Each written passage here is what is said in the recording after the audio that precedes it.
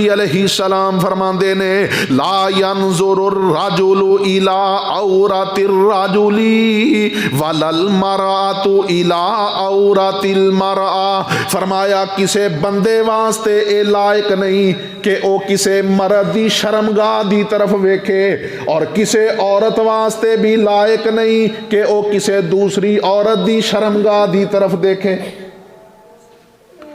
کسے مرد واسطے بھی اے لائق نہیں کہ وہ بغیر پردے دے کسے شخص دی کسے مرد دی شرمگاہ دی طرف دیکھے، اور کسے عورت نو بھی اے لائق نہیں کہ وہ بلا وجہ کسے عورت دی شرمگاہ دی طرف دیکھے۔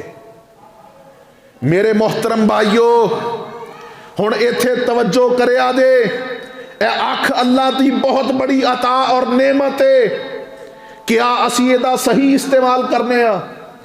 اج تے ساڈا معاشرہ اس قدر اخلاقی گراوٹ دا شکار ہو چکیا ہے کہ مرد مرداں دے سامنے، عورت عورتاں دے سامنے اپنا لباس بدلن تو بھی اجتناب نہیں کردے۔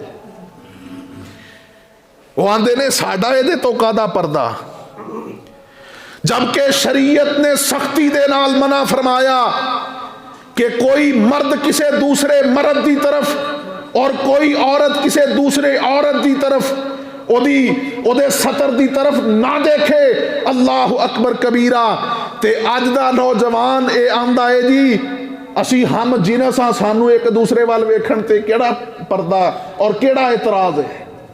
اسی طرح عورتاں دی کیفیت ہے، اور پھر جس وقت او آپس دے اندر اختلافات بندے نے، ایک دوسرے دی ویڈیو لیک کیتی جاندی ہے، پھر شرمندگی ہوندی ہے، پھر لوگاں نو سچائی بیان کردے نے کہ جی اسی تو اپنا لباس بدل رہے سی، اسی تو نہا رہے سی۔ اللہ اکبر کبیرہ۔ اور میرے محترم بھائیو، میاں اور بیوی نو شریعت نے ایک دوسرے دا لباس کیا ہے، خامد اور بیوی نو ایک دوسرے دا لباس کیا ہے، لیکن اللہ دی قسم ہے شریعت نے اے دے اندر بھی اس قدر زیادہ احتیاط رکھیا ہے کہ او بھی بلا وجہ ایک دوسرے دے سطر دی طرف نہ دیکھن۔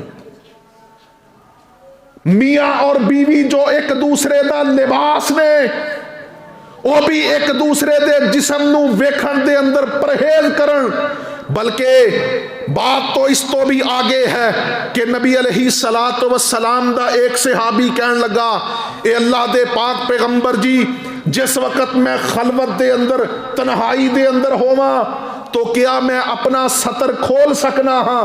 نبی علیہ السلام نے فرمایا کہ جدو تو خلوت اور تنہائی دے اندر ہونا ہے تینو کوئی نہیں ویکھدا سوائے اللہ دے، اور اللہ اس بات دا زیادہ حقدار ہے کہ او دے تو حیا کیتا جائے۔